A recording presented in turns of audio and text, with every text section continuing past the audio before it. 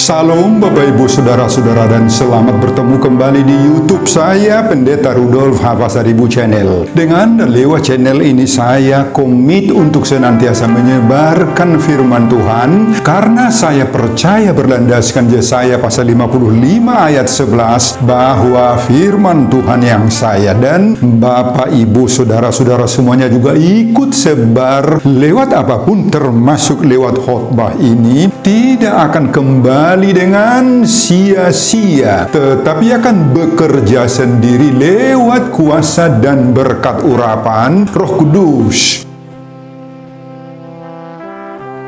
Mari Bapak Ibu, Saudara-saudara semuanya, saya ajak membantu saya menyebarkan firman Tuhan khotbah di ibadah minggu kedua sesudah Trinitatis 14 Juni 2026. Terambil dari Galatia pasal 2 ayat 15 sampai 21 dan epistel dari Habakuk pasal 2 ayat 1 sampai 5. Di Katolik topik atau tema dibenarkan oleh karena iman. Dalam bahasa Batak Toba dituliskan Dipitori Allah Porsiaon. Saya baca untuk kita, simaklah pembacaan firman Tuhan berikut ini. Judul perikop Galatia pasal 2 ayat 15 sampai 21 yang terutama juga untuk orang Kristen keturunan Yahudi. Menurut kelahiran, kami adalah orang Yahudi dan bukan orang berdosa dari bangsa-bangsa lain. Kamu tahu bahwa tidak seorang pun yang dibenarkan oleh karena melakukan hukum Taurat,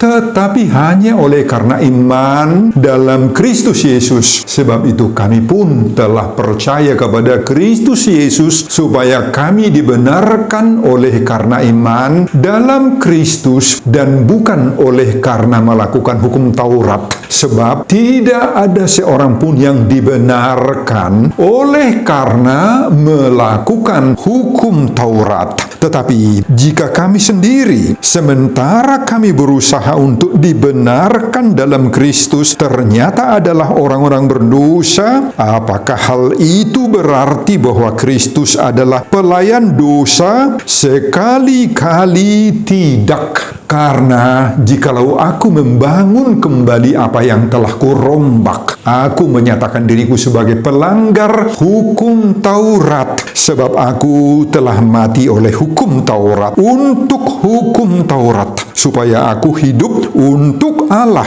Aku telah disalibkan dengan Kristus. Namun aku hidup, tetapi bukan lagi aku sendiri yang hidup, melainkan Kristus yang hidup di dalam aku. Dan hidupku yang kuhidupi sekarang di dalam daging adalah hidup oleh iman dalam Anak Allah yang telah mengasihi aku dan menyerahkan dirinya untuk aku. Aku tidak menolak kasih karunia Allah, sebab sekiranya ada kebenaran oleh hukum Taurat, maka sia-sialah kematian Kristus. Nah, Bapak Ibu dan Saudara-saudara, demikianlah nats khotbah kita di ibadah minggu kedua sesudah Trinitatis 14 Juni 2026 dihubungkan dengan topik dibenarkan oleh karena iman. Dipitori Allah Porsiaon. Saudara, sebelum menulis surat Galatia ini, ada pertentangan antara Paulus dan Petrus di Antioquia, sebagaimana dapat kita baca pada pasal 2 ayat 11 sampai 14 percis sebelum khotbah kita ini. Paulus secara terbuka dan terang-terangan menegur Petrus yang bersikap munafik di Antioquia karena Petrus menarik diri dari pertemuan makan bersama dengan orang-orang non-Yahudi demi menyenangkan hati orang Yahudi. Petrus sebelumnya sudah hidup sebagai orang non-Yahudi, tidak lagi mengikuti aturan makan dari orang-orang Yahudi. Tetapi karena takut terhadap orang Yahudi, maka dalam pertemuan itu ia berpura-pura lagi mengikuti hukum Taurat itu. Nah, saudara, kondisi inilah yang menciptakan suasana rasa galau dalam hati jemaat yang melihatnya. Apakah orang Kristen harus kembali mengikuti dan berpedoman kepada hukum Taurat yang mereka ikuti sebelum jadi Kristen atau tidak. Banyak dari antara orang yang sudah Kristen itu menjadi kebingungan, ada rasa galau, tidak tahu mengikuti yang mana. Dan inilah yang sangat-sangat kuat mendorong Paulus segera menuliskan surat kepada jemaat Galatia, yakni di Asia Kecil. Sekarang Galatia itu bernama Turki, yang sebagian besar berasal dari orang-orang beragama Yahudi sebelumnya dan juga dari bangsa serta agama lain yang sudah masuk dan sudah bertobat menjadi Kristen. Saudara, pada saat itu sudah muncul banyak pengajar-pengajar palsu yang berasal dari orang-orang Yahudi yang sudah Kristen itu. Mereka mengajarkan bahwa orang-orang Yahudi dan non-Yahudi meski sudah jadi Kristen harus disunat dan harus menaati semua hukum-hukum Taurat Musa agar mereka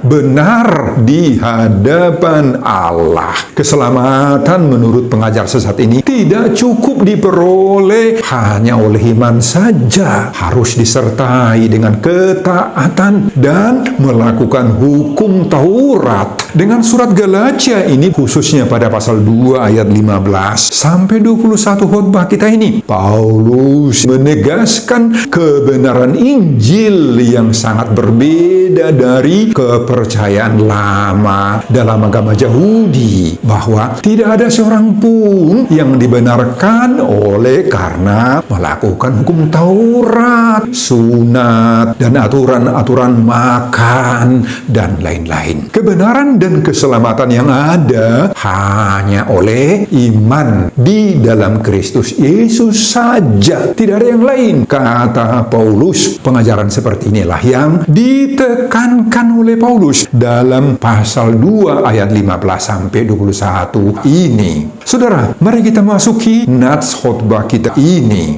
Galatia pasal 2 ayat 15 sampai 21 menegaskan bahwa manusia tidak dibenarkan oleh hukum Taurat oleh karena menuruti aturan-aturan keyahudian termasuk sunat dan aturan-aturan makan. Enggak, melainkan hanya dibenarkan oleh iman kepada Yesus Kristus saja. Paulus menekankan bahwa hidup orang yang sudah percaya kepada Yesus Kristus itu adalah hidup yang sudah baru. Kita sudah mati terhadap dosa, terhadap hukum, tetapi kita sudah hidup oleh kasih karunia Allah di dalam Yesus Kristus. Paulus menegaskan bahwa keselamatan bukan hasil usaha manusia dan oleh ketaatan kepada segala aturan-aturan, tetapi diperoleh satu-satunya hanya oleh karena anugerah Allah lewat kematian dan kebangkitan Yesus Kristus. Nah, saudara, mari kita lihat penjelasan khotbah kita ayat per ayat. Pada ayat 15 sampai 16, Paulus mengakui dirinya adalah memang orang Yahudi, tetapi dia menekankan bahwa tidak seorang pun yang dibenarkan oleh hukum Taurat. Pembenaran hanya oleh dan melalui iman kepada Kristus Yesus. Pada ayat 17-18, jika orang percaya kembali kepada hukum Taurat, mereka justru sudah menjadi pelanggar. Kristus bukanlah pelayan bagi dosa, melainkan pembebas dari dosa. Ayat 19, Paulus menyatakan dirinya telah mati terhadap hukum Taurat agar hidup bagi Allah. Pada ayat 20, ayat ini mengatakan, aku telah disalibkan dengan Kristus. Namun, aku hidup, tetapi bukan lagi aku sendiri yang hidup, melainkan Kristus yang hidup di dalam aku. Jadi, hidup orang percaya itu adalah hidup baru yang berpusat pada Kristus. Kemudian ayat terakhir, ayat 21, jika keselamatan bisa diperoleh melalui hukum Taurat, maka kematian Kristus akan menjadi sia-sia. Paulus menegaskan bahwa kasih karunia Allah adalah satu-satunya jalan keselamatan. Nah, saudara, apa makna teologis dari keseluruhan perikop khotbah kita Galatia pasal 2 ayat 15-21 ini? Inilah pembenaran oleh iman yang dalam bahasa teologisnya Latin disebut justificatio sola fide. Inilah doktrin inti kekristenan, hanya oleh iman. Keselamatan bukan hasil usaha manusia. Keselamatan adalah anugerah daripada Allah. Inti dari Galatia pasal 2 ayat 15-21 ini berisi deklarasi Paulus bahwa iman kepada Kristus adalah satu-satunya dasar pembenaran kita. Hidup Kristen sejati adalah Kristus yang hidup di dalam aku, di dalam diri kita. Inilah yang disuruhkan topik minggu kedua sesudah Trinitatis, dibenarkan oleh karena iman, dipitori Allah porsiaon. Nah, Bapak Ibu, itulah isi khotbah kita di ibadah minggu kedua sesudah Trinitatis 14 Juni 2026. Dihubungkan dengan topik dibenarkan oleh karena iman, dipitori Allah porsiaon. Apa pengajaran Tuhan bagi kita lewat khotbah ini? Pengajaran pertama, manusia tidak dibenarkan oleh perbuatannya, melainkan oleh iman di dalam Yesus. Saudara, pada ayat 15 dituliskan, menurut kelahiran kami adalah orang Yahudi dan bukan orang berdosa dari bangsa-bangsa lain. Nah, siapa yang dimaksudkan oleh Paulus dengan kami? Paulus mau menyebut dirinya sendiri, Petrus juga, Barnabas juga, dan orang-orang Yahudi yang sudah masuk Kristen. Meski mereka orang Yahudi secara kelahiran dan dibesarkan dalam hukum Taurat dahulu, tetapi mereka sekarang sudah menjadi Kristen. Nah, biasanya orang-orang yang sudah jadi Kristen itu, Bapak Ibu, baik itu yang berasal dari agama Yahudi tadinya dan juga non-Yahudi, mereka itu unlike, tidak disukai, itu dibenci, dianggap mereka itu orang berdosa oleh orang yang beragama Yahudi. Nah, di sini Paulus menegaskan bahwa status kelahiran bukan menentukan. Meskipun dia orang Yahudi atau non-Yahudi, itu semua tidak membuat kita benar di hadapan Allah. Bukan itu yang membenarkan kita. Semua manusia, apapun sukunya, apapun bangsanya, sama semua di hadapan Allah. Orang berdosa dan membutuhkan keselamatan. Paulus menegaskan di sini bahwa pembenaran bukan hasil dari usaha manusia, melainkan hasil dari kasih karunia Allah. Nah, itu sebabnya Paulus menegaskan pada ayat 16, kamu tahu bahwa tidak seorang pun dibenarkan oleh hukum Taurat, tetapi hanya oleh karena iman dalam Kristus Yesus. Nah, saudara, apa arti dan maksud kalau Paulus mengatakan dalam pernyataannya ini? Ini adalah ayat inti dari seluruh khotbah dan suara Injil yang paling penting, Bapak Ibu. Nah, keselamatan bukan diperoleh lewat apa? Lewat perbuatan, lewat karena melakukan aturan-aturan dan tradisi Yahudi. Bukan. Paulus hendak mendorong jemaat Galatia saat itu, bahkan saat ini mendorong kita juga, jangan mengandalkan ritual-ritual, tradisi-tradisi atau perbuatan-perbuatan baik sebagai dasar dari keselamatan. Jangan. Justru menurut Paulus, hukum Taurat hanya menunjukkan dosa. Karena apa? Karena bukan menyelamatkan. Karena kita tidak mungkin melakukan hukum Taurat itu dengan sempurna. Nah, ada ilustrasi. Bayangkan, seseorang mencoba mencapai puncak gunung dengan tangga yang patah. Bisa nggak sampai di puncak dengan tangga yang patah? Oh, nggak mungkin sampai. Nggak bisa toh. Kenapa? Bisa jatuh nanti di tengah jalan. bukan karena patah. Nah, seperti itulah peran hukum Taurat. Diibaratkan seperti tangga yang patah. Tidak akan dapat membawa kita ke puncak dari keselamatan itu.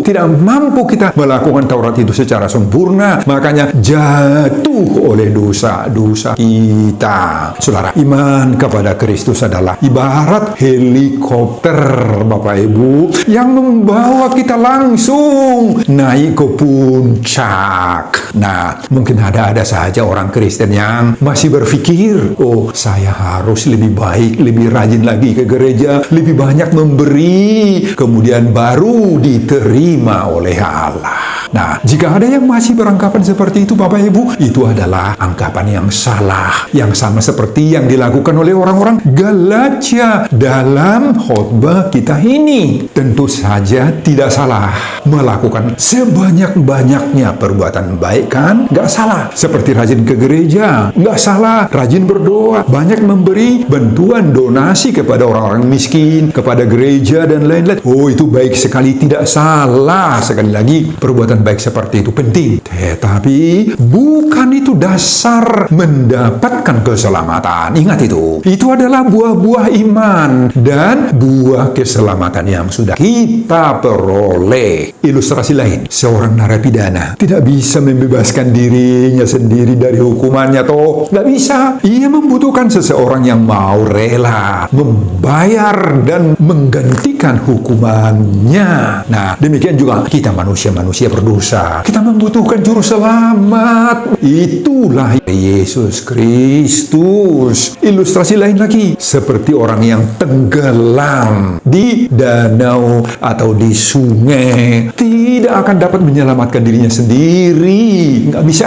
Demikian juga manusia berdosa ini tidak akan dapat menyelamatkan diri kita, Bapak Ibu, lewat perbuatan-perbuatan baik tadi.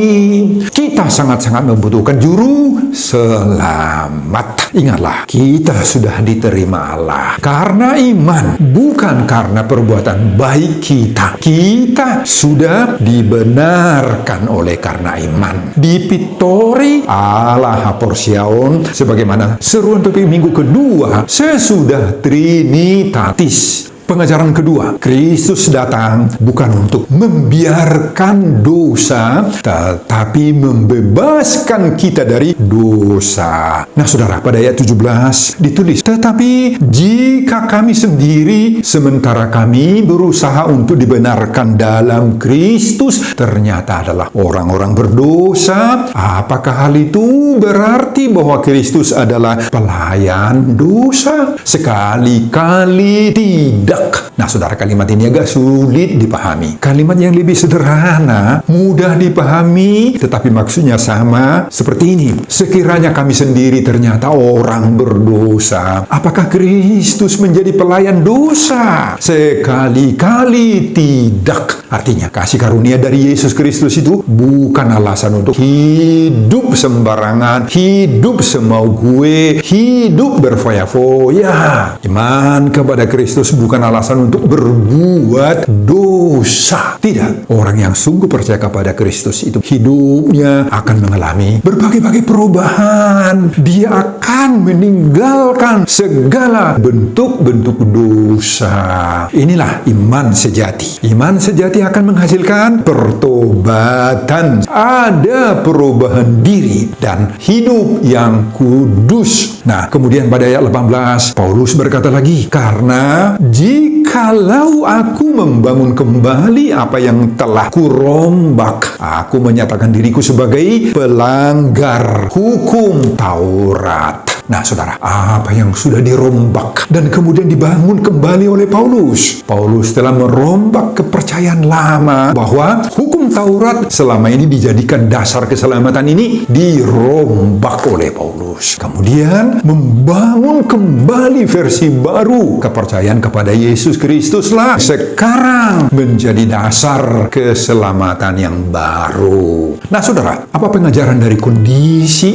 itu bagi kita saat ini? Kita tidak boleh mencampur adukan antara iman kepada Kristus dengan praktek perbuatan hukum Taurat, hukum-hukum Yahudi seperti sunat, aturan makan, dan lain-lain. Inilah yang oleh Paulus sudah kurombak itu. Karena kita sudah menerima kasih karunia Yesuslah sebagai dasar keselamatan kita, maka jangan lagi kembali. Dasar keselamatan itu kita tempatkan pada hukum-hukum agama. Meskipun hukum-hukum agama itu penting kita rawat, kita jaga, kita pelihara. Ilustrasi lain seperti tiket masuk ke surga itu tidak kita peroleh sebagai hasil kerja keras kita. Itu kita peroleh karena pemberian Kristus sendiri lewat kematian dan kebangkitan pengorbanannya. Itulah juga yang disuruhkan topik minggu kedua. Sesudah Trinitatis dibenarkan oleh karena iman. Dipitori Allah haporsiaon. Pengajaran ketiga, orang percaya telah disalibkan bersama Kristus. Saudara, pada ayat 19 ditulis, sebab aku telah mati oleh hukum Taurat, supaya aku hidup untuk Allah. Aku telah disalibkan dengan Kristus. Nah, saudara, kenapa Paulus berkata, aku telah mati oleh hukum Taurat untuk hukum Taurat? Kenapa? Sebab Paulus menyadari bahwa ia tidak dapat menaati hukum itu secara sempurna, sehingga ia pasti mati jika dasar keselamatannya pada hukum Taurat. Supaya ia bisa hidup, bagaimana caranya? Apakah itu tergantung kepada dirinya? Oh, tidak bisa. Tidak mungkin dirinya menyelamatkannya sendiri. Karena apa? Dia terhukum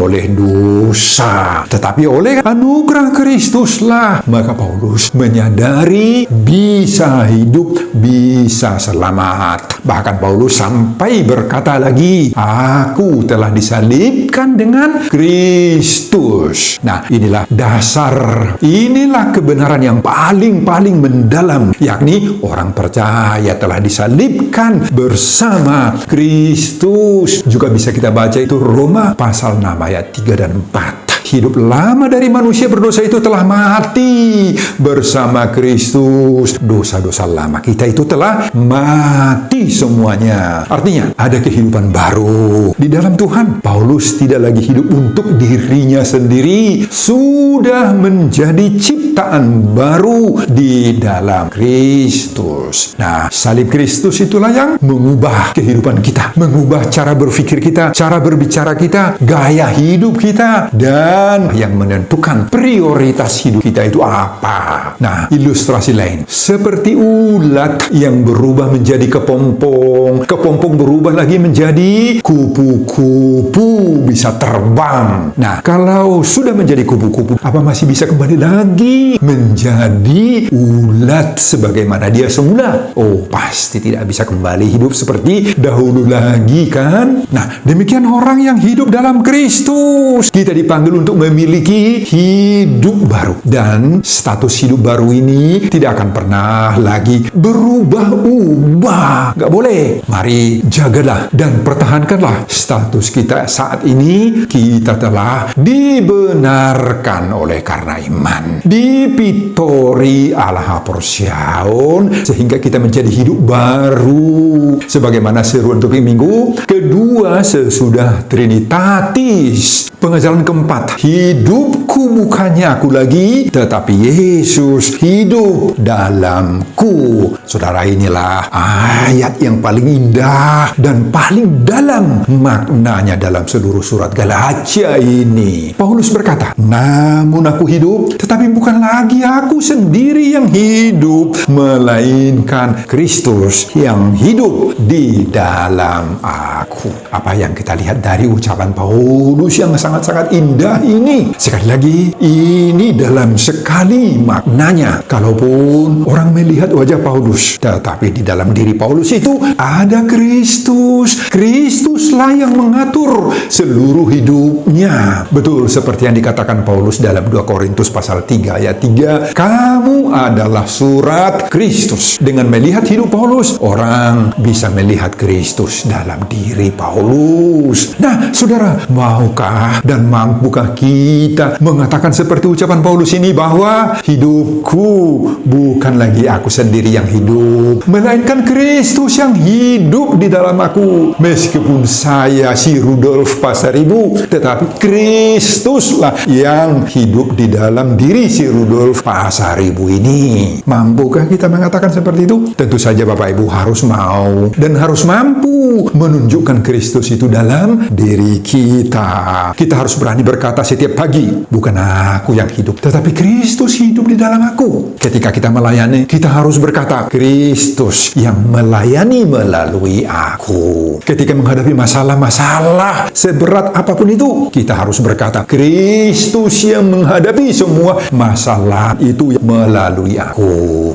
Nah, artinya iman dalam wujud kehadiran Kristus dalam diri kita harus menjadi tanda kutip gaya hidup sehari-hari kita. Itulah ciri-ciri hidup orang yang beriman itu, yakni hidup kita bersandar sepenuhnya pada kasih Kristus. Dalam pergumulan, tetaplah percaya bahwa ada Kristus memberi kita kekuatan. Dalam pelayanan, tetap kita mengandalkan urapan dan kuasa Tuhan. Dan dalam kehidupan sehari-hari kita, mari kita hidup oleh iman yang ditandai bahwa kita mau dipimpin sepenuhnya oleh Kristus, oleh Roh Kudus. Nah, saudara, inilah renungan akhir bagi kita saat ini. Apakah Kristus sudah benar-benar hidup dalam diri kita, dalam diri Bapak Ibu dan saudara-saudara? Apakah hidup kita sudah menunjukkan perubahan sesuai dengan kehendak Kristus? Nah, tentu jawabannya adalah sudah, karena kita telah dibenarkan oleh karena iman. Dipitori ala haporsiaun, sebagaimana seruan topik minggu kedua sesudah Trinitatis 14 Juni 2026. Amin Bapak Ibu dan saudara-saudara. Sebelum saya mengakhiri khotbah ini, kembali saya mengajak Bapak Ibu saudara-saudara untuk membantu saya. Tolong Bapak Ibu bantu saya ya, untuk menyebarkan firman Tuhan khotbah di ibadah minggu kedua sesudah Trinitatis 14 Juni 2026 dari Galatia pasal 2 ayat 15 sampai 21 ini, agar semakin banyak orang yang sudah dibenarkan oleh karena iman, dipitori ala haporsiaun, termotivasi lewat khotbah ini. Simak juga video-video khotbah saya yang lain agar Bapak Ibu dan saudara-saudara memiliki sentuhan dan pemahaman rohani yang semakin diperkaya. Buka di YouTube saya, Pendeta Rudolf Pasaribu Channel. Selamat mengikuti ibadah minggu kedua sesudah Trinitatis. Tuhan Yesus memberkati kita. Salam Horas. Amin. Oh Bapa, terima kasih untuk firman-Mu yang menyapa kami saat ini. Hidup kami bukan lagi pribadi kami yang berkuasa. Yesus Kristus sudah hadir, sudah menuntun, membimbing kami dalam berbagai-bagai hal. Tolong berkati kami Tuhan, supaya kami menjaga diri kami tetap kudus, sebab Kristus sudah hidup di dalam diri kami. Biarlah kami menunjukkan kehadiran Kristus itu di dalam diri kami, di mana Kristus nampak dalam perjalanan hidup kami, dalam karakter, dalam sifat sehari-hari. Terima kasih Tuhan, kalau Engkau sudah membenarkan kami oleh iman. Berkati hamba-Mu dalam mempersiapkan khotbah-khotbah berikutnya, semua untuk kemuliaan Tuhan. Amin.